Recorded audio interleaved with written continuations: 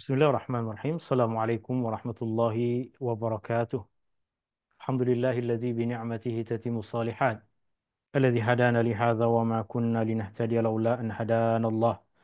Asyhadu an la ilaha illallah wahdahu la syarika lah wa asyhadu anna Muhammadan abduhu wa rasuluh. Allahumma salli ala Muhammad wa ala ali Muhammad kama sallaita ala ali Ibrahim innaka Hamidum Majid. اللهم بارك على محمد وعلى آل محمد كما باركت على آل إبراهيم إنك حميد مجيد سبحانك لا علم لنا إلا ما علمتنا إنك أنت السميع العليم اللهم إنا نسألك علما نافعا ورزقا طيبا وعملا متقبلا اللهم إنا نسألك علما نافعا ورزقا طيبا وعملا متقبلا اللهم إنا نسألك علما نافعا ورزقا طيبا وعملا متقبلا ربنا تقبل منا إنك أنت السميع العليم وتب علينا إنك أنت التواب الرحيم يا الله يا رحمن يا رحيم يا الله berkatilah umur kami ya Allah berkatilah ahli keluarga kami ya Allah berkatilah ilmu yang kau ajarkan kepada kami ya Allah berkatilah rizki yang kau limpahkan kepada kami ya Allah jauhkanlah kami dari segala kesusahan di dunia dan di akhirat. Ya Allah, jauhkanlah kami dari segala kesusahan di dunia dan di akhirat. Ya Allah, jauhkanlah kami dari segala kesusahan di dunia dan di akhirat. Ya Allah, jadikanlah kami hamba-hambamu yang bersyukur. Ya Allah, jadikanlah kami hamba-hambamu yang bersyukur. Ya Allah, jadikanlah kami hamba-hambamu yang bersyukur. Ya Allah, jadikanlah kami dan zuriat kami orang-orang yang mendirikan salat. Ya Allah, jadikanlah kami dan zuriat kami orang-orang yang mendirikan salat. Ya Allah, jadikanlah kami dan zuriat kami orang-orang yang mendirikan salat.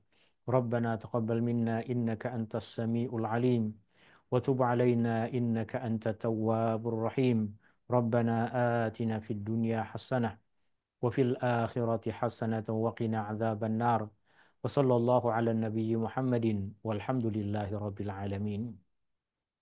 Tuan-tuan, puan-puan, hadirin yang dirahmati Allah Subhanahu wa taala, ini adalah perjumpaan kita yang ke-15 dalam ayat dan hikmah surah Al-Ahzab, di mana dalam majelis ilmu kita di petang hari ini kita akan mengupas ayat 36 sehingga ayat 38. Dan seperti biasa, yang menjadi rujukan kita di dalam majelis ilmu ini adalah tafsir Al-Imam Ibnu Katsir, di mana terjemahan dari ringkasan tafsir Ibnu Katsir telah saya kongsikan kepada tuan-tuan dan puan-puan di dalam channel WhatsApp, dan tuan-tuan dan puan-puan boleh jadikan itu sebagai rujukan utama di dalam majelis ilmu ini. Seperti biasa, dalam majelis ilmu ini juga tuan-tuan dan puan-puan terbuka untuk bertanya apa-apa soalan dan kemusykilan berkaitan dengan topik yang tengah kita kupas, berkaitan dengan perkara yang tengah kita bahas. Tuan-tuan dan puan-puan yang dirahmati Allah Subhanahu wa taala, jika ada apa-apa soalan, jika ada apa-apa kemusykilan, tuan-tuan dan puan-puan boleh tulis soalan di dalam chat room yang ada di dalam Zoom meeting ini, atau boleh buka mikrofon dan tanyakan soalan yang berkaitan dengan apa yang kita kupas. Surah Al-Ahzab masuk dalam himpunan surah-surah Madaniyah, diturunkan di Madinah. Surah ini boleh kita jumpai di dalam Mushaf Al-Quran pada susunan yang ke-33. Tema utama dari surah Al-Ahzab adalah berserah diri kepada ketetapan Allah dan syariat Allah. Dan tema ini akan nyata pada ayat-ayat yang kita akan kupas dalam majlis ilmu kita di petang hari ini. Sehingga boleh kita katakan ayat-ayat yang kita akan kupas ini adalah menjadi tema utama dari surah Al-Ahzab, yaitu kita tunduk berserah diri kepada ketetapan Allah Subhanahu wa taala, qada dan qadar Allah Subhanahu wa taala, sebagaimana kita juga berserah diri kepada syariat yang Allah Subhanahu wa taala turunkan kepada kita.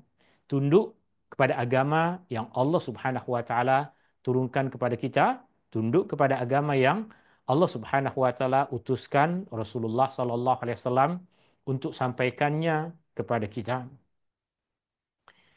Ini insyaAllah ayat-ayat yang kita akan kupas dalam majlis ilmu kita di petang hari ini, dan tuan-tuan dan puan-puan boleh tengok pada nota yang kita dah kongsikan. Atau boleh lihat pada apa yang saya kongsikan di dalam slide ini. Meskipun nota yang saya kongsikan pada tuan-tuan dan puan-puan itu adalah ringkasan, dalam slide ini pun akan saya ringkaskan lagi. Maknanya tidak semua yang ada di dalam nota tersebut, tuan-tuan dan puan-puan, akan jumpai di dalam apa yang saya kongsikan di sini. Karena selain saya kongsikan apa yang ada di slide sini, saya pun akan memberikan syarahan yang tentunya sebahagian besar syarahan tersebut ada tuan-tuan dan puan-puan jumpai pada apa yang ditulis oleh Al-Imam Ibnu Katsir rahimahullahu taala rahmatan wasi'ah. Pada ayat yang ke-36 Allah Subhanahu wa taala berfirman, A'udzu billahi minasyaitonir rajim. وَمَا كَانَ لِمُؤْمِنٍ وَلَا مُؤْمِنَةٍ إِذَا قَضَى اللَّهُ وَرَسُولُهُ أَمْرًا إذا قضى الله ورسوله أمرا أن يكون لهم الخيرة من أمرهم ومن يعص الله ورسوله فقد ضل ضلالا مبينا. Dan tidaklah harus bagi orang-orang yang beriman, lelaki dan perempuan, apabila Allah dan Rasul-Nya menetapkan keputusan mengenai satu perkara, tidaklah harus mereka mempunyai hak untuk memilih ketetapan sendiri mengenai urusan mereka. Dan sesiapa yang tidak taat kepada Allah, siapa yang derhaka kepada hukum Allah dan Rasul-Nya, maka sesungguhnya dia telah sesat dengan kesesatan yang jelas nyata. Al-Imam Ibnu Katsir rahimahullahu taala berkaitan dengan ayat ini menyebutkan beberapa riwayat hadis dari Nabi SAW, dari para sahabat Nabi SAW, dari beberapa riwayat yang disebutkan oleh Imam Ibnu Katsir. Saya pilihkan untuk tuan-tuan dan puan-puan satu riwayat yang memberikan makna yang paling luas. Riwayat yang kita pilih adalah apa yang disebutkan oleh Imam Ibnu Katsir di sini. Ibnu Juraij meriwayatkan daripada Tawus. Tawus adalah salah seorang ulama tabi'in, murid kepada sahabat Nabi SAW, Abdullah bin Abbas. Taus bertanya kepada Ibnu Abbas, dan Ibnu Abbas sahabat Nabi SAW. Taus bertanya kepada Ibnu Abbas berkaitan dengan solat 2 rakaat selepas asar. Solat 2 rakaat selepas asar. Maka Abdullah bin Abbas melarangnya, melarang Taus untuk solat lepas asar. Dan ia adalah perkara yang kita semua dah maklum, perkara yang kita semua ketahui, bahwa di antara masa yang kita dilarang untuk melakukan solat nafilah, solat sunnah adalah selepas menunaikan solat fardu asar. Artinya, bagi kita tiada solat sunnah selepas solat asar. Perkara itu ditanyakan oleh Tawus kepada sahabat Nabi SAW, Abdullah bin Abbas radhiyallahu anhuma, dan beliau itu Abdullah bin Abbas melarang muridnya untuk melakukan perkara yang demikian. Kenapa Abdullah bin Abbas melarang untuk melakukan salat? Bukankah salat adalah perkara yang baik? Bukankah salat adalah ibadah kepada Allah Subhanahu wa taala? Buat baik, kenapa dilarang? Bukan salat yang dilarang, tapi salat adalah ibadah kepada Allah Subhanahu wa taala, yang pada solat ada hukum hakam, ada adab-adab, ada perincian berkaitan dengan apa yang patut dan tidak patut kita lakukan berkaitan dengan solat itu. Ada masa untuk mendirikan solat. Ada keadaan untuk kita menunaikan solat. Bukan solatnya yang dilarang, tapi keadaan tersebutlah yang melarang kita untuk mendirikan solat. Sebagaimana kita tahu bahwa solat adalah ibadah yang mulia, tetapi perempuan yang tengah berada dalam keadaan haid, tentunya mereka dilarang, bahkan diharamkan untuk mendirikan solat. Maka ibadah yang utama bagi seorang perempuan ketika mereka tengah haid berkaitan dengan solat adalah dengan cara meninggalkan solat. Perempuan yang tengah haid, ibadah yang paling utama bagi mereka berkaitan dengan solat adalah tidak solat, adalah tidak mendirikan solat. Bukan solatnya yang dinilai sebagai satu ibadah yang salah, tapi keadaan seseorang situasi tertentu, masa tertentu, Allah Subhanahu wa taala larang kita untuk mendirikan salat. Karenanya Abdullah bin Abbas melarang muridnya ketika muridnya bertanya tentang hukum menunaikan salat 2 rakaat selepas salat asar. Berkaitan dengan ayat ini, Abdullah bin Abbas radhiyallahu anhu kaitkan perkara itu dengan apa yang Allah Subhanahu wa taala firmankan di sini. Itu firman Allah Subhanahu wa taala, "Wa ma kana limu'minin wa la mu'minatin idza qadallahu wa rasuluhu amra ay yakuna lahumul khiyaratu min amrihim." Yang bermaksud, "Wa ma kana" dan tidaklah sepatutnya.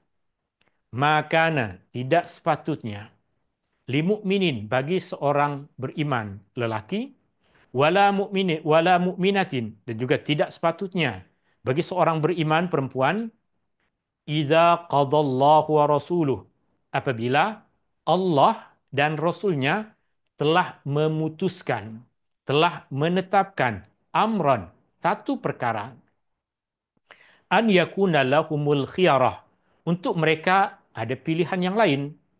Jika Allah dah menetapkan satu perkara, maka kita sebagai orang yang beriman, lelaki dan perempuan, tidak patut ada pilihan yang lain. Jika Rasulullah Sallallahu Alaihi Wasallam telah menetapkan satu perkara, maka tidak patut bagi kita untuk ada apa-apa pilihan yang lain.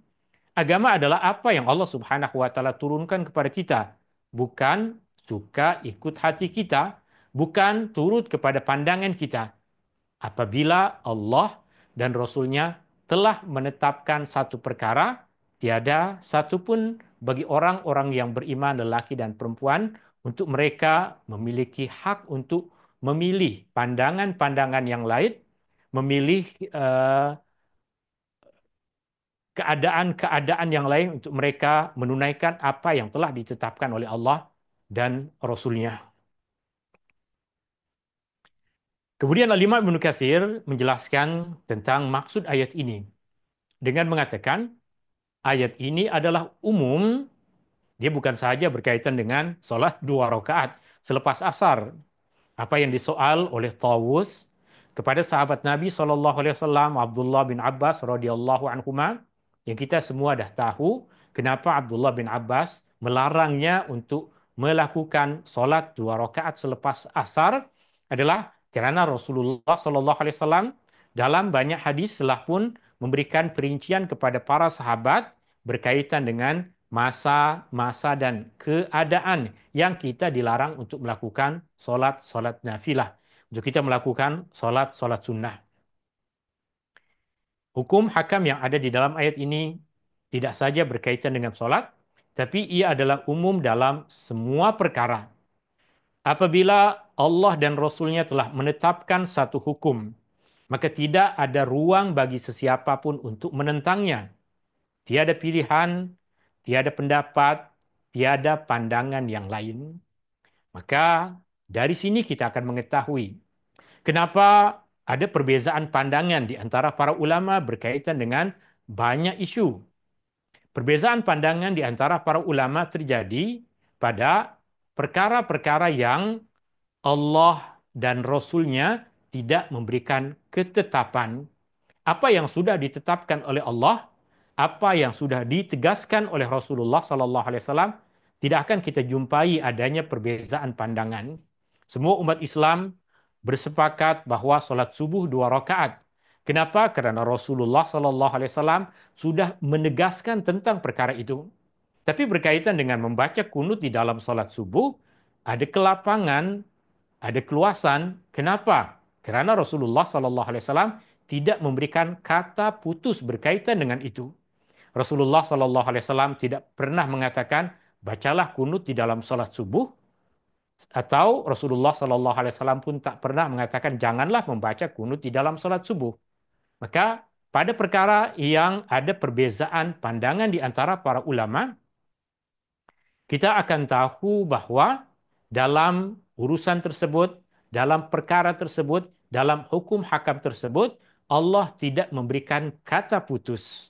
Rasulullah Sallallahu Alaihi Wasallam tidak memberikan kata putus sehingga ada kelapangan, ada keluasan di antara para ulama Islam untuk mereka berijtihad, mengkaji dalil-dalil berkaitan dengan isu tersebut, berkaitan dengan sejarah yang mereka jumpai dari para sahabat Nabi Sallallahu Alaihi Wasallam berkaitan tentang isu-isu tersebut, baru kemudian mereka mengambil kesimpulan dari apa yang mereka pahami dari dalil-dalil tadi. Tuan-tuan, puan-puan, hadirin yang dirahmati Allah Subhanahu wa taala. Ada seorang murid kepada Al-Imam Ahmad rahimahullahu taala menulis satu buku. Kemudian datang berjumpa dengan Al-Imam Ahmad dengan mengatakan, "Wahai Imam, aku telah menulis sebuah buku. Buku ini aku berikan tajuk Kitabul Ikhtilaf. Buku yang di dalamnya terdapat perbezaan-perbezaan pandangan di antara para ulama." Imam Ahmad kemudian berkata kepada muridnya itu, La tusammihi kitab al-ikhtilaf. Jangan engkau namakan dia kitab perbezaan pandangan. Sammihi kitab as-sa'ah. Namakanlah ia kitab kelapangan, keluasan. Kerana hanya pada perkara-perkara yang Allah dah memberikan kata putus. Hanya pada perkara-perkara yang Rasulullah SAW telah tetapkan. Tiada ruangan bagi sesiapapun untuk menentang, tiada pilihan bagi sesiapapun untuk mencari pandangan dan pendapat yang lain. Tapi pada kebanyakan perincian hukum hakam, Allah Subhanahu wa taala memberikan keluasan. Rasulullah sallallahu alaihi wasallam mengajarkan kepada kita kelapangan sehingga pada perbezaan pandangan tersebut kita jumpai kelapangan dan rahmat dari Allah Subhanahu wa taala untuk umat Rasulullah sallallahu alaihi wasallam. Tuan-tuan, puan-puan yang dirahmati Allah Subhanahu wa taala, berkaitan dengan solat sunnah, selain dari solat sunnah ba'diyah selepas solat fardu subuh dan asar di Mekah. Okey. Ini berkaitan dengan Mekah. Berkaitan dengan Mekah berbeza. Artinya tuan-tuan dan puan-puan berkaitan dengan Masjidil Haram. Berkaitan dengan Masjidil Haram, ada dalil khusus yang Nabi SAW berkata kepada keluarga Syaibah yang Rasulullah berikan amanah kepada mereka untuk memegang kunci Ka'bah. Rasulullah SAW berpesan kepada mereka, jangan engkau larang sesiapapun orang Islam untuk solat di dalam Masjidil Haram pagi ataupun petang. Bila-bila masa artinya di Masjidil Haram adalah masa yang kita boleh menunaikan salat. Itu kefahaman yang difahami oleh ramai ulama berkaitan dengan isu itu. Maka isu tadi tidak kena mengena dengan Masjidil Haram. Artinya perincian tentang hukum hakam tentunya luas.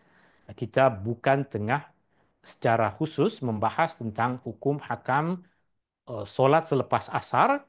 Jika kita perincikan maka akan banyak perinciannya. Artinya yang dilarang adalah solat yang dilakukan tanpa ada sebab musabab. Solat yang dilakukan tanpa ada sebab dan musabab selepas asar, selepas subuh adalah dilarang. Tapi solat yang dilakukan kerana ada sebab yang menuntut kita untuk solat ataupun kerana ada sebab yang membuat kita disunahkan untuk solat, maka ia bukan masuk di dalam larangan yang disebutkan oleh Nabi dan bukan larangan yang tadi disebutkan oleh sahabat Nabi SAW Abdullah bin Abbas radhiyallahu anhuma. Ini ayat yang pertama di mana Allah Subhanahu wa taala seperti yang dikatakan oleh Imam Ibn Katsir, apabila telah menetapkan hukum hakam, tidak ada ruang untuk sesiapapun menentangnya, tiada pilihan, tiada pendapat, tiada pandangan yang lain. Apa yang Allah katakan, itulah agama. Apa yang Rasulullah sallallahu alaihi wasallam sabdakan, itulah syariat.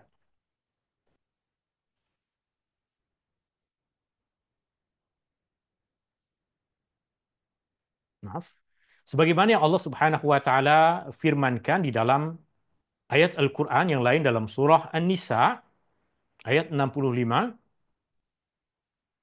"Fala wa rabbika la yu'minun hatta yuhakkimuka fima syajara bainahum thumma la yajidu fi anfusihim harajan mimma qadait wa yusallimu taslima. Maka demi Tuhanmu, mereka tidak disifatkan beriman, sehingga mereka menjadikan engkau sebagai hakim dalam mana-mana perselisihan yang timbul di antara mereka. Apapun perselisihan di antara umat Islam berkaitan dengan agama, maka keputusannya akan dijelaskan oleh Rasulullah Sallallahu Alaihi Wasallam. Pada apa yang telah dijelaskan oleh Rasulullah Sallallahu Alaihi Wasallam, kemudian mereka pula tidak merasa di hati mereka satu keberatan dari apa yang telah engkau hukumkan, dari apa yang engkau, wahai Muhammad, putuskan, dan mereka menerima keputusan itu dengan sepenuhnya. Apa saja isu berkaitan dengan agama, apabila Allah telah tetapkan, Rasulullah Sallallahu Alaihi Wasallam telah putuskan, maka tiada ruang untuk pandangan manusia sesiapapun dia. Tapi apabila Allah Subhanahu wa taala memberikan keluasan, Rasulullah sallallahu alaihi wasallam memberikan kelapangan sebagaimana pada kebanyakan perincian hukum hakam, maka sudah tentu ia adalah rahmat dari Allah Subhanahu wa taala kepada kita, sehingga kita terbuka untuk mempelajari, kita terbuka untuk mengkaji sesuatu pandangan dan untuk mengamalkan apa di antara pandangan-pandangan tersebut yang bersesuaian mengikut kepada kefahaman kita, bersesuaian dengan petunjuk Nabi Sallallahu Alaihi Wasallam. Bahkan dalam hadis yang dikongsikan oleh Imam Ibnu Katsir, Rasulullah Sallallahu Alaihi Wasallam bersabda, "Walladzi nafsi biyadihi la yu'minu ahadukum hatta yakuna hawahu taba'an lima ji'tu bih." Demi zat yang jiwaku berada di tangannya, tidaklah seseorang itu beriman sehingga hawa nafsunya mengikuti ajaran yang aku bawa. Tidaklah sempurna keimanan seseorang sehingga hawa nafsunya ikut syariat yang Allah turunkan kepada Rasulullah Sallallahu Alaihi Wasallam. Hawa nafsu kita suka dengan makan dan minum yang sedap. Tapi kita akan tundukkan hawa nafsu kita mengikut kepada syariat yang Rasulullah bawa. Apa yang halal, itu yang kita akan makan. Apa yang halal, itu yang kita akan minum. Hawa nafsu manusia di dalam Islam tidak diperintahkan untuk dimatikan. Tidak diperintahkan untuk dibuang. Tapi hawa nafsu di dalam agama mesti ditundukkan mengikut kepada syariat yang Allah turunkan kepada Rasulullah Sallallahu Alaihi Wasallam. Jika ia dilakukan mengikut kepada apa yang dibawa oleh Rasulullah Sallallahu Alaihi Wasallam, maka hawa nafsu itu dinamakan sebagai taba'an lima ji'tu bih. Hawa nafsu itu mengikut ajaran yang dibawa oleh Rasulullah Sallallahu Alaihi Wasallam.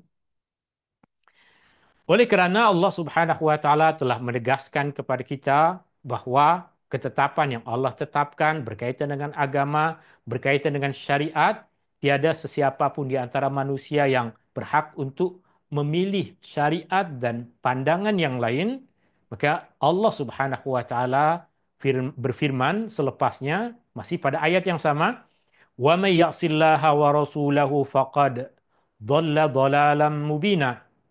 Waman dan sesiapa ya'sillah bermaksiat kepada Allah, derhaka kepada Allah, wa rasulah dan kepada rasulnya. Ya'si bermaksud derhaka, ya'si bermaksud bermaksiat, atau di sini diterjemahkan dengan maksud tidak taat.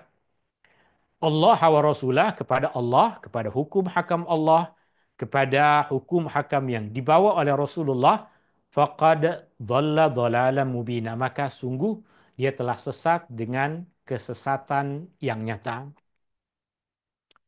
Kemudian Allah Subhanahu wa taala berfirman mengkabarkan tentang nabinya sallallahu alaihi wasallam bahwa baginda sallallahu alaihi wasallam pernah berkata kepada hamba sahayanya Zaid bin Harithah. Zaid bin Harithah pernah kita bahas sedikit tentang kisah dia pada ayat-ayat permulaan surah Al-Ahzab ini, Zaid bin Harithah asal dia adalah hamba sahaya Rasulullah Sallallahu Alaihi Wasallam yang Rasulullah Sallallahu Alaihi Wasallam dapatkan sejak Zaid bin Harithah masih kecil lagi, masih budak-budak lagi, masih kanak-kanak lagi. Kemudian Rasulullah Sallallahu Alaihi Wasallam memerdekakannya dan melantiknya menjadi anak angkat, mengangkat Zaid bin Harithah sebagai anak angkat Rasulullah Sallallahu Alaihi Wasallam. Dan perkara ini terjadi dulu sebelum Rasulullah Sallallahu Alaihi Wasallam mendapatkan wahyu Al-Quran. Perkara ini terjadi sebelum secara rasmi Jibril datang kepada Rasulullah dan melantik Rasulullah Sallallahu Alaihi Wasallam sebagai seorang Rasul. Maknanya ia dilakukan oleh Nabi Sallallahu Alaihi Wasallam karena kecintaan dia kepada budak ini. Perlu tuan-tuan dan puan-puan ketahui, pada ketika itu Rasulullah Sallallahu Alaihi Wasallam ada istri, pada ketika itu Rasulullah Sallallahu Alaihi Wasallam pun dah ada anak kandung, tapi ketika tengok ada seorang kanak-kanak yang dijual, maka Rasulullah mengambil anak tersebut dan menjadikannya sebagai anak angkat Rasulullah Sallallahu Alaihi Wasallam. Sehingga pada ketika itu Rasulullah Sallallahu Alaihi Wasallam pernah membuat pengumuman di dekat Masjidil Haram. Tentunya seperti yang saya sebutkan tadi, perkara ini terjadi sebelum Rasulullah Sallallahu Alaihi Wasallam mendapatkan wahyu Al-Quran. Sebelum Rasulullah Sallallahu Alaihi Wasallam secara rasmi diangkat menjadi nabi dan rasul. Artinya perbuatan yang Nabi lakukan pada ketika itu bukan berasaskan kepada perintah Allah, bukan berasaskan kepada wahyu yang diturunkan melalui Jibril. Rasulullah Sallallahu Alaihi Wasallam mengangkat Zaid bin Harithah sebagai anak Rasulullah Sallallahu Alaihi Wasallam, dan Rasulullah membuat pengumuman di dekat Masjidil Haram pada ketika itu dengan mengatakan bahwa ketahuilah bahwa sekarang Zaid adalah anakku. Aku menjadi ahli waris baginya dan dia adalah ahli waris bagiku. Lalu Rasulullah Sallallahu Alaihi Wasallam mengganti nama Zaid dari nama asal dia Zaid bin Harithah kepada Zaid bin Muhammad. Maka sejak masa itu Zaid dikenal dalam penduduk Mekah sebagai Zaid bin Muhammad. Zaid anak lelaki kepada Muhammad Sallallahu Alaihi Wasallam. Pada permulaan surah Al-Ahzab, Allah Subhanahu wa taala turunkan ayat yang melarang untuk mengubah nasab seseorang. Maka Rasulullah Sallallahu Alaihi Wasallam pun telah menukar nama Zaid kepada nama asal dia Zaid bin Harithah. Artinya peristiwa tersebut terjadi pada masa Rasulullah Sallallahu Alaihi Wasallam di Mekah dahulu sebelum Rasulullah Sallallahu Alaihi Wasallam mendapatkan wahyu. Pada ayat yang ke-37 ini, Allah Subhanahu wa taala menceritakan sebahagian dari perkara yang terjadi antara Rasulullah Sallallahu Alaihi Wasallam dengan anak angkat baginda Sallallahu Alaihi Wasallam, yaitu Zaid bin Harithah radhiyallahu an, di mana Allah Subhanahu wa taala berfirman, "Wa idz taqulu lilladzi an'ama Allahu alaihi." Dan ingatlah wahai Muhammad, wa idz, dan ketika. Wa idz, dan ketika. Ingatlah wahai Muhammad ketika taqulu, engkau berkata, lilladzi, kepada orang yang an'amallahu alaihi, orang yang telah Allah kurniakan nikmat kepadanya. Siapakah yang dimaksud dengan orang yang Allah telah kurniakan nikmat kepadanya? Orang yang Allah telah kurniakan nikmat kepadanya maksudnya adalah Zaid bin Harithah. Apa kenikmatan yang Allah telah berikan kepadanya? Sejak kecil dia telah ikut agama yang Allah turunkan kepada Rasulullah Sallallahu Alaihi Wasallam. Sejak kecil dia telah mendapatkan pendidikan dari manusia yang paling mulia, yaitu Rasulullah Sallallahu Alaihi Wasallam. Dua keutamaan besar yang Allah berikan kepada Zaid bin Harithah. Yang pertama, keimanan sejak kecil. Yang kedua, dia telah ikut Rasulullah Sallallahu Alaihi Wasallam sejak awal. Maka Imam Ibnu Katsir mentafsirkan yang bermaksud, yang Allah telah kurniakan kepadanya, yaitu nikmat Islam dan nikmat mengikuti Rasulullah Sallallahu Alaihi Wasallam. Zaid bin Harithah radhiyallahu an. Wa an'amta alaihi, dan yang engkau juga telah memberikan kenikmatan kepadanya, berbuat baik kepadanya. Apa perbuatan baik yang Rasulullah Sallallahu Alaihi Wasallam berikan kepada Zaid bin Harithah? Yang pertama, Rasulullah Sallallahu Alaihi Wasallam selamatkan dia dari penghambaan. Yang kedua, dengan Rasulullah Sallallahu Alaihi Wasallam memerdekakan dia. Yang ketiga, Rasulullah Sallallahu Alaihi Wasallam menjadikannya sebagai anak angkat. Yang keempat, Rasulullah Sallallahu Alaihi Wasallam eh, berikan gelar kepada dia sebagai Zaid bin Muhammad, meskipun ini kemudian dilarang oleh Allah Subhanahu wa taala.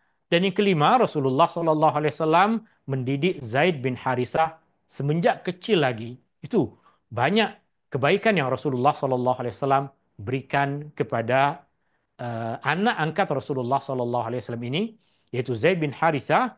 Bahkan Rasulullah Sallallahu Alaihi Wasallam gelar dia kemudian selepas Allah melarang dia untuk memanggil Zaid dengan panggilan dengan menukar nasabnya, Rasulullah panggil dia dengan gelaran Al-Hib atau Hibba Rasulullah Sallallahu Alaihi Wasallam, yang bermaksud orang yang disayang, orang yang dicintai oleh Rasulullah Sallallahu Alaihi Wasallam.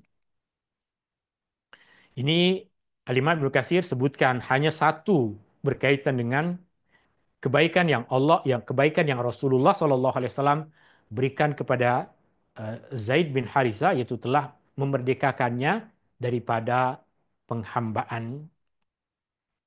Selain dari itu, ini juga adalah kebaikan lain yang Rasulullah Sallallahu Alaihi Wasallam berikan kepada Zaid bin Harithah, di mana Rasulullah Sallallahu Alaihi Wasallam telah menikahkan Zaid bin Harithah dengan anak perempuan kepada ibu saudara Rasulullah Sallallahu Alaihi Wasallam.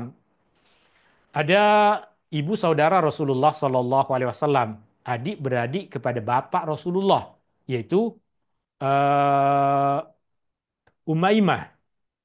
Umaymah anak kepada Abdul Muttalib, ibu saudara Rasulullah Sallallahu Alaihi Wasallam, adik beradik kepada bapak Rasulullah Sallallahu Alaihi Wasallam. Ibu saudara Rasulullah Sallallahu Alaihi Wasallam ini ada anak perempuan bernama Zainab binti Jahash radhiyallahu anha. Rasulullah Sallallahu Alaihi Wasallam kahwinkan, nikahkan Zaid bin Harithah dengan Zainab binti Jahash, anak perempuan kepada ibu saudara Rasulullah Sallallahu Alaihi Wasallam. Ibu saudara Rasulullah Sallallahu Alaihi Wasallam adalah mahram kepada Rasulullah Sallallahu Alaihi Wasallam. Rasulullah haram untuk berkahwin kepada ibu saudaranya, tapi anak kepada ibu saudara Rasulullah Sallallahu Alaihi Wasallam bukan mahram kepada Rasulullah Sallallahu Alaihi Wasallam, yang nanti kemudian Zainab binti Jahash selepas bercerai dengan Zaid bin Harisah berkahwin dengan Rasulullah Sallallahu Alaihi Wasallam. Ini juga di antara kebaikan yang Rasulullah Sallallahu Alaihi Wasallam berikan kepada Zaid bin Harisah. Al-Imam Ibnu Katsir rahimahullahu taala, Zaid bin Harisah radhiyallahu an telah tinggal bersama dengan Zainab sebagai pasangan suami istri, yang pernikahan ini atas cadangan dan nasihat Rasulullah Sallallahu Alaihi Wasallam lebih kurang 1 tahun ataupun lebih. Namun terjadi perselisihan di dalam rumah tangga mereka. Perkara seperti ini terjadi pada sesiapapun, sama itu sahabat Nabi Sallallahu Alaihi Wasallam ataupun manusia biasa seperti kita. Artinya ada perselisihan di dalam rumah tangga mereka, maka Zaid pun datang berjumpa dengan Rasulullah Sallallahu Alaihi Wasallam. Tentunya Rasulullah sebagai ayah angkat dia, ayah angkat kepada Zaid, dan Rasulullah Sallallahu Alaihi Wasallam yang juga mencadangkan perkawinan ini. Zaid datang kepada Rasulullah dan menceritakan tentang perkara ini kepada Rasulullah Sallallahu Alaihi Wasallam. Tapi Rasulullah Sallallahu Alaihi Wasallam menjawab, jangan ceraikan istrimu, bertawakallah kepada Allah. Artinya, ini pilihan aku untuk engkau berkahwin dengan dia, bersabarlah, bertawakallah kepada Allah, jangan engkau ceraikan istrimu. Apa yang dikatakan oleh Rasulullah Sallallahu Alaihi Wasallam, kemudian kita jumpai Allah Subhanahu Wa Taala rekodkan bagi kita di dalam Al-Quran. Allah Subhanahu Wa Taala berfirman, Amsik alaika zaujak, wattaqillah. Amsik, perkataan amsik, makna asalnya adalah peganglah dengan kuat. Peganglah istrimu dengan kuat. Amsik alaika zaujak. Peganglah istrimu dengan kuat. Maksudnya, jangan engkau ceraikan dia. Jangan engkau ceraikan perempuan yang Rasulullah Sallallahu Alaihi Wasallam telah pilihkan untuk berkahwin denganmu. Wattaqillah, dan bertakwalah kepada Allah. Tapi apa yang boleh Zaid bin Harithah buat selepas semakin hari semakin besar perselisihan antara dia dengan istrinya, maka tiada jalan lain bagi Zaid bin Harithah melainkan untuk melepaskan istrinya, meskipun istrinya adalah perempuan yang dulunya dicadangkan oleh Rasulullah Sallallahu Alaihi Wasallam untuk Zaid bin Harithah berkahwin dengannya. Allah Subhanahu wa taala kemudian berfirman, "Wa tukhfi fi nafsika ma Allahu mubdih, wa takhshan nasa wallahu ahaqqu an takhsha." Dan engkau menyembunyikan di dalam hatimu perkara yang Allah akan menyatakannya. Dan engkau pula takut kepada cacian manusia, padahal Allah juala yang berhak untuk engkau takuti. Perkataan engkau di sini ada perbezaan pandangan di antara para ulama. Ada yang mengatakan bahwa ini adalah bahagian di antara apa yang Rasulullah katakan kepada Zaid bin Harithah. Maksudnya, selain Rasulullah Shallallahu Alaihi Wasallam berkata, wahai Zaid, jangan engkau ceraikan istrimu, bertakwalah kepada Allah, dan engkau memang menyembunyikan sesuatu di dalam dirimu, di mana Allah nanti akan buka apa yang engkau tengah sembunyikan di dalam hatimu ini, dan engkau bimbang akan apa yang dikatakan oleh manusia, padahal apa yang ada pada Allah, ketetapan Allah dan keputusan Allah, itu yang lebih patut engkau takuti. Itu pandangan yang pertama. Sebagian ulama berpandangan bahwa ia adalah bahagian dari apa yang dikatakan oleh Rasulullah Sallallahu Alaihi Wasallam kepada Zaid bin Harithah. Sebahagian ulama yang lain berpandangan bahwa perkataan ini adalah apa yang Allah firmankan kepada Rasulullah Sallallahu Alaihi Wasallam. Maksudnya, dan engkau, wahai Muhammad, menyembunyikan di dalam hatimu perkara yang Allah akan menyatakannya. Artinya, di dalam diri Rasulullah Sallallahu Alaihi Wasallam sebagai seorang manusia banyak tersembunyi perkataan-perkataan yang apa yang disembunyikan oleh Rasulullah Sallallahu Alaihi Wasallam di dalam dada banyak dizahirkan oleh Allah Subhanahu Wa Taala. Banyak ayat-ayat Al-Quran yang Allah Subhanahu Wa Taala turunkan kerana Allah Subhanahu Wa Taala mengetahui apa yang ada di dalam hati Rasulullah Sallallahu Alaihi Wasallam.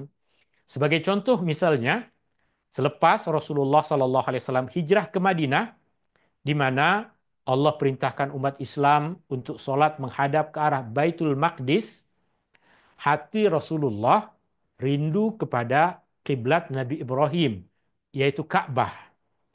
Hati Rasulullah rindu, tapi Rasulullah Sallallahu Alaihi Wasallam tidak menyebutkannya.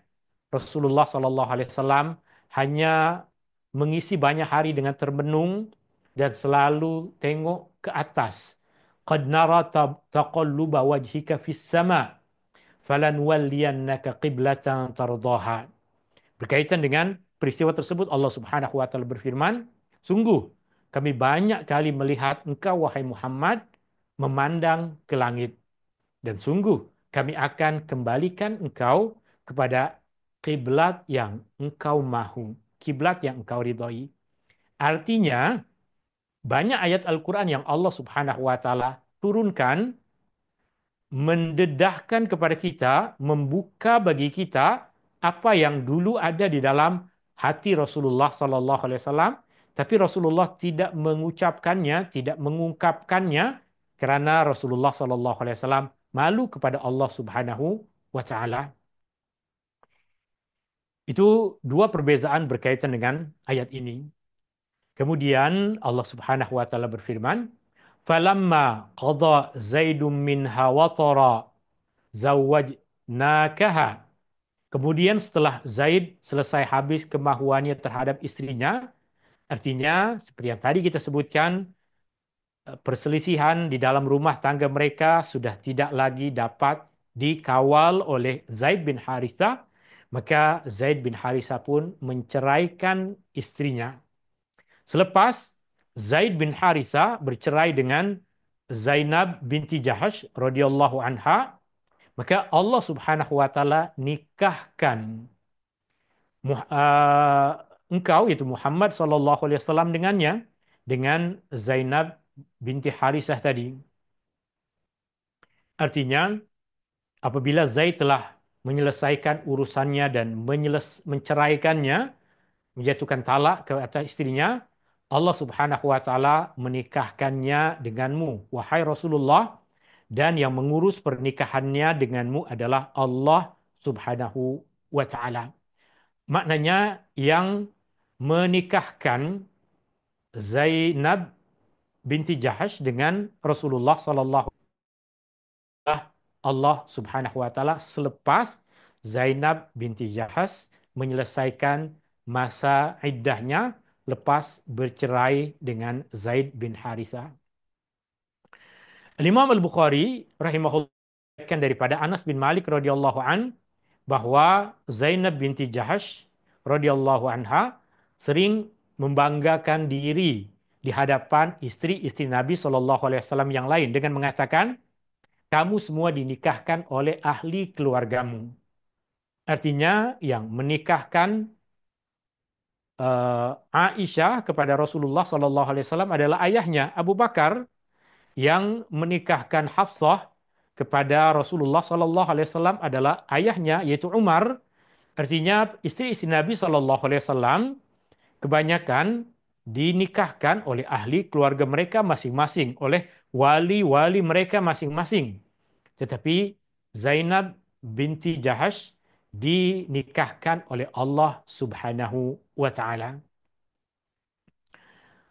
لكي لا يكون على المؤمنين حرج في أزواج أدعيائهم إذا قضوا منهن وطرا, supaya tidak ada keberatan atas orang-orang yang beriman untuk berkahwin dengan istri-istri anak-anak angkat mereka apabila anak-anak angkat itu telah selesai habis kemahuannya terhadap istrinya. Berkaitan dengan isu ini, tuan-tuan dan puan-puan yang dirahmati Allah Subhanahu wa taala, perlu kita pahami adalah anak angkat bukan mahram.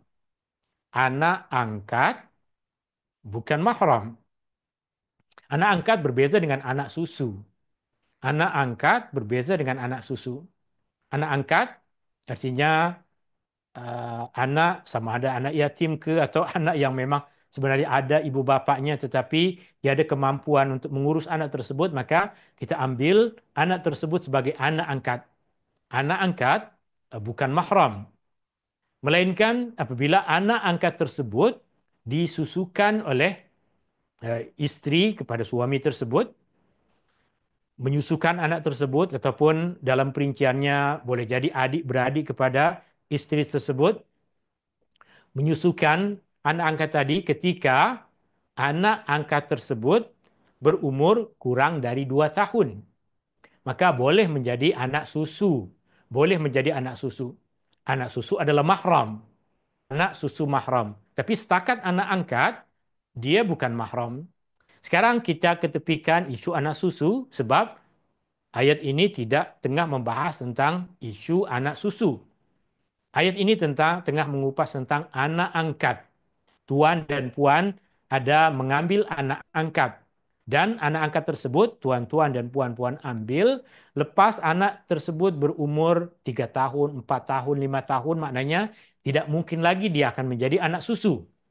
Maka anak angkat tersebut pada hakikatnya dia bukan mahram yang apabila anak angkat tersebut nanti ketika dewasa, dia boleh berkahwin dengan adik-beradik kita, dia boleh berkahwin dengan siapa saja yang dia mahu, yang apabila terjadi perceraian antara anak angkat tersebut dengan istrinya, maka istrinya tadi sama ada semasa masih eh, menjadi istri kepada anak angkat ataupun lepas cerai, maka selama-lamanya mereka bukan mahram.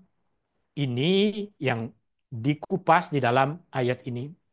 Artinya, karena pada masa jahiliyah dahulu, orang-orang Arab menganggap anak angkat sebagai anak kandung yang apabila anak angkat tersebut berkahwin dengan seseorang, maka istri kepada anak angkat akan menjadi sama seperti istri kepada anak kandung. Istri kepada anak kandung, jika bercerai, maka kita haram untuk berkahwin dengannya. Sedangkan anak angkat berbeza. Allah Subhanahu wa taala di dalam ayat ini mahu memberikan ketegasan tentang isu itu, perbezaan utama di antara perbezaan antara anak kandung dengan anak angkat. Supaya tidak ada keberatan di antara orang-orang yang beriman jika mereka mahu berkahwin dengan bekas istri kepada anak-anak angkat mereka. Sebab bekas istri kepada anak angkat tidak sama seperti bekas istri kepada anak kandung. Bekas istri kepada anak kandung adalah mahram seumur hidup, selama-lamanya. Meskipun menantu kita telah bercerai dengan anak kandung kita. Meskipun menantu kita telah bercerai dengan anak kandung kita, maka menantu tersebut selama-lamanya akan menjadi mahram kepada kita. Terlebih lagi jika sudah ada anak cucu dari menantu tersebut, maka anak cucu dari anak kita tersebut adalah anak kita selama-lamanya, meskipun dia duduk bersama dengan menantu kita jauh dari rumah kita, jauh dari rumah anak kandung kita. Sesungguhnya kami menghalalkan pernikahanmu dengannya agar tidak lagi ada rasa keberatan bagi orang-orang yang beriman dalam menikahi bekas istri kepada anak angkat mereka, untuk menegaskan perbezaan hukum hakam antara anak kandung dengan anak angkat. Wa kana amrullahi maf'ula, dan sememangnya perkara yang dikehendaki Allah mesti akan berlaku. Yang pertama tadi berkaitan dengan ketetapan Allah, berkaitan dengan hukum hakam. Di sini pula ketetapan Allah Subhanahu wa taala tentang qada dan qadar. Bermaksud perkara yang telah berlaku ini pada masa Rasulullah sallallahu alaihi wasallam telah ditakdirkan dan ditetapkan oleh Allah, dan apa sahaja yang ditakdirkan ditetapkan oleh Allah ia mesti terjadi. Zainab telah ditakdirkan dalam ilmu Allah untuk menjadi salah seorang istri Nabi Sallallahu Alaihi Wasallam, meskipun dalam perjalanannya dia perlu melalui satu perkara lain yang telah ditetapkan oleh Allah Subhanahu Wa Taala, yaitu berkahwin dengan seseorang yang pernikahannya dengan orang tersebut tidak lebih dari 1 tahun. Ayat terakhir, ayat 38, Allah Subhanahu wa taala berfirman, "Ma kana 'alan nabiyyi min haraj fima faradallahu lah." Tidak ada sebarang keberatan. Haraj, keberatan, kesusahan 'alan nabi yang ditanggung oleh nabi, fima faradallahu lah, pada apa yang telah Allah tetapkan baginya. Tiada keberatan bagi mana-mana nabi, termasuk Nabi Muhammad SAW, pada apa yang Allah telah tetapkan baginya. Nabi, tugas Nabi berat.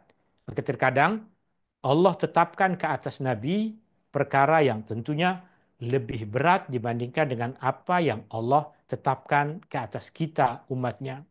Banyak tanggung jawab, banyak ujian yang Allah berikan kepada Nabi tentunya lebih besar dibandingkan dengan apa ujian yang Allah berikan kepada umatnya. Yaitu pada perkara yang telah dihalalkan dan diperintahkan kepadanya.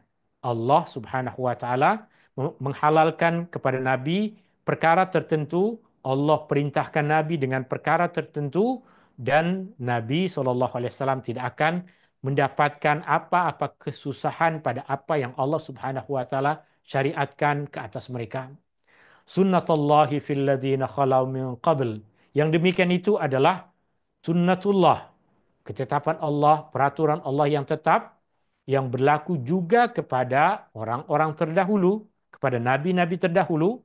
Banyak perintah Allah kepada nabi-nabi terdahulu, banyak qada dan qadar Allah yang Allah tetapkan ke atas nabi-nabi terdahulu, yang mereka akan bersabar dalam menjalankan dan menunaikannya, menghadapi apa yang Allah Subhanahu wa taala tetapkan. Ada nabi yang Allah uji dengan penyakit, ada nabi yang Allah uji dengan musuh yang banyak, ada nabi yang Allah uji dengan umatnya yang sentiasa derhaka, ada nabi yang Allah Subhanahu wa taala uji dengan sedara marahnya sendiri. Semua perkara yang Allah tetapkan ke atas Rasulullah sallallahu alaihi wasallam adalah ketetapan yang lebih kurang Allah telah berikan juga ke atas nabi-nabi terdahulu, bahwa inilah hukum Allah yang telah berlaku pada Nabi sebelum baginda Sallallahu Alaihi Wasallam. Allah tidak menetapkan sesuatu kepada para nabi untuk menjadi beban atau kesusahan kepada mereka. Dan terakhir, wa kana amrullahi qadaran maqdura. Dan perintah Allah, ketetapan Allah adalah sesuatu yang ditentukan berlakunya. Pada tiga ayat ini, dua perkara utama yang berkaitan dengan tema utama surah Al-Ahzab, yaitu kita sebagai orang yang beriman, kita mesti tunduk, kita mesti akur, kita mesti menerima ketetapan Allah Subhanahu wa taala, sama ada ketetapan yang berkaitan dengan qada dan qadar yang mesti berlaku, kita mesti menghadapinya dengan berserah diri kepada Allah, atau ketetapan berupa hukum hakam, ini halal, ini haram, ini wajib, ini tidak wajib, ini boleh kita buat, itu tidak kita boleh kita buat. Itu semua adalah bahagian dari ketetapan Allah. Maka setiap ketetapan Allah mesti berlaku. Tidak ada yang dapat mengelak atau mengubahnya. Apa saja Allah kehendaki mesti terjadi, dan apa saja yang tidak dikehendakinya tidak akan berlaku. Dan terakhir, tentu pengajarannya adalah ketetapan Allah dalam urusan agama dan qada dan qadar. Ketetapan Allah dalam urusan agama, apa yang Allah telah tetapkan dalam urusan agama, ini wajib, ini tak wajib, ini syaratnya seperti itu, ini syaratnya demikian. Tiada ruangan untuk pandangan manusia. Perbezaan pandangan di antara para ulama adalah pada perkara-perkara yang Allah tidak memberikan ketetapan, pada perkara-perkara yang Allah Subhanahu wa taala tidak memberikan kata putus. Dan yang kedua, berkaitan dengan ketetapan Allah, qada dan qadar, apa yang Allah telah tentukan mesti terjadi sebagaimana yang Allah Subhanahu wa taala kehendaki. Wallahu taala a'la wa alam. Ada soalan yang lain di sini? Oke, bolehkah kita tahu tentang apa yang terjadi permasalahan antara Zainab dengan Zaid bin Harisah sehingga tidak dapat dileraikan untuk kita menjadi etibar? Jawabannya saya tidak tahu. Saya tidak tahu apa masalah dalam rumah tangga mereka. Boleh jadi jika kita kaji dalam kitab-kitab sirah boleh jumpa, tapi saya tak tahu jawabannya. Saya tak tahu apa masalah dalam rumah tangga mereka dulu. Kemudian, siapakah yang boleh menyusu anak angkat untuk menjadikan anak angkat itu anak susu? Dan adakah hak anak susu sama dengan hak anak kandung? Eh, yang boleh menyusukan anak angkat siapa sahaja, tapi jika kita mahu agar anak angkat tersebut menjadi mahram bagi kita, maka perlu mahram kita yang menyusukan dia. Jika puan mahu mengangkat anak angkat, maaf, sama ada dijumpai seorang anak yang tidak diketahui siapa ibu bapaknya, kita nak bela dia sebagai anak angkat, tapi keadaan diri kita sudah tidak lagi dapat menyusui dia, maka kita boleh cari kaum kerabat kita, adik-beradik. Jika ada adik perempuan yang tengah menyusukan anak, atau maaf, boleh minum ubat untuk melancarkan susu, maka bayi tersebut boleh menyusu kepada adik kandung kita sehingga dia menjadi anak susu kepada adik kandung. Anak susu kepada adik kandung darjahnya sama seperti anak kepada adik kandung. Anak susu kepada adik kandung sama seperti anak kepada adik kandung. Artinya akan menjadi mahram kepada kita. Jika puan melakukan perbuatan yang demikian, maka kanak-kanak tersebut jika dia adalah lelaki, maka dia adalah mahram kepada ibu susunya dan juga kepada puan, ibu saudara susu. Kepada puan, ibu saudara susu. Oke, jika adik tidak, maka perlu cari di antara kaum kerabat yang menjadi mahram kepada puan, di mana puan tahu jika dia ada jika dia ada anak lelaki, maka anak lelaki itu, anak kandung lelaki adalah mahram kepada puan. Siapa saja yang anak lelakinya adalah mahram, apabila dia menyusukan seseorang, maka anak susunya pun akan menjadi mahram kepada kita. Itu kaidah yang mudah. Siapa sahaja yang anak kandungnya adalah mahram kepada saya, anak kandungnya adalah mahram kepada saya, maka anak susunya juga mahram kepada saya. Itu dari segi mahram maksudnya haram untuk berkahwin. Dalam kebudayaan kita boleh kita bersalaman dengan dia, boleh kita duduk di satu bilik bersama dengan anak angkat tersebut dalam keadaan seperti itu. Tetapi perbezaannya adalah anak susu ataupun anak angkat, mereka bukan ahli waris. Maka mereka tidak mendapatkan bahagian dari harta pusaka, mereka hanya layak untuk mendapatkan wasiat. Itu perbezaan yang pertama. Perbezaan yang kedua, mereka juga bukan wali dalam akad nikah. Mereka juga bukan wali dalam akad nikah. Anak susu ataupun anak angkat tidak diwalikan oleh ibu oleh bapak angkatnya, oleh abang angkatnya. Eh, Ketika berkahwin dia kena mencari eh, wali asal dia. Jika tidak dijumpai, maka terus akan berpindah kepada wali hakim. Wali hakim boleh mengamanahkan kepada bapak angkat, wali hakim boleh memberikan taukil kepada mana-mana orang lain, artinya tapi keputusan asal ia berada di bawah kuasa jabatan agama. Wallahu taala a'la wa a'lam. Ya, itu soalannya dan alhamdulillah tiada soalan yang lain. Jika ada soalan lain yang nak ditanyakan dengan membuka mikrofon, boleh. Oke, jika tiada, ini yang saya kongsikan dalam majlis ilmu kita di petang hari ini. Semoga ada apa-apa kebaikan yang kita dapatkan. Semoga ada ilmu bermanfaat yang kita perolehi. Hadani Allah wa iyyakum ajma'in. Subhanakallahumma wa bihamdika asyhadu an la ilaha illa ant astaghfiruka wa atubu ilaik. Syukran. Assalamualaikum warahmatullahi wabarakatuh. Waalaikumsalam warahmatullahi wabarakatuh. Terima kasih Ustaz. Syukran.